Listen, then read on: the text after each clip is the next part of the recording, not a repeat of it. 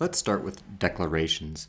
In a C or C++, we can say int I.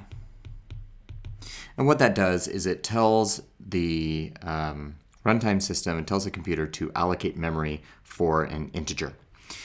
We can combine this declaration. So let's kind of label this as a declaration. We can combine it with, say, a statement. Now, a statement does something, right? Declaration says to allocate, statement does something. And so we can say int I equals 5. So in this case, we have, let me change colors, we have a declaration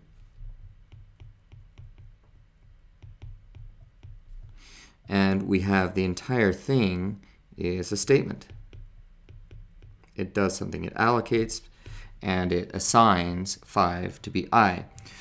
We also have an expression here. An expression evaluates to a value. So here's an expression, and this is a trivial expression because 5 evaluates to 5. Expressions can be more complex, right? We can say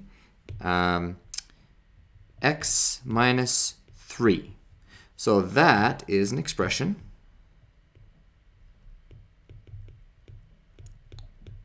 that evaluates to whatever x is minus 3.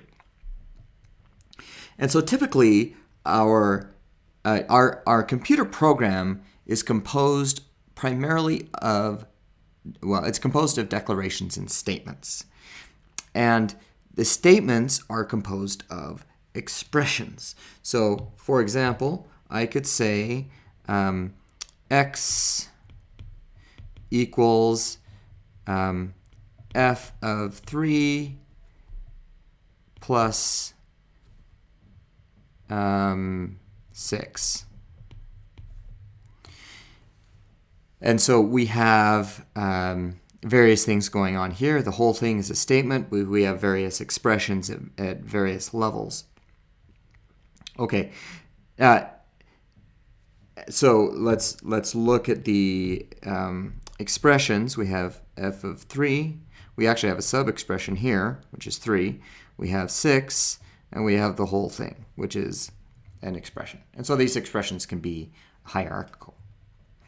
A block is a grouping of statements and declarations. And we see these all the time, but we don't really think of them as blocks.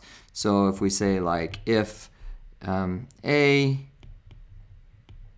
we have a block of stuff, right? X equals 3, Y equals 2. And so this whole thing here would be a block. Now note that not all languages have all of these. Well, they all have statements and expressions, but not all of them have declarations. For example, Python, there's no explicit declaration. It's all implicit.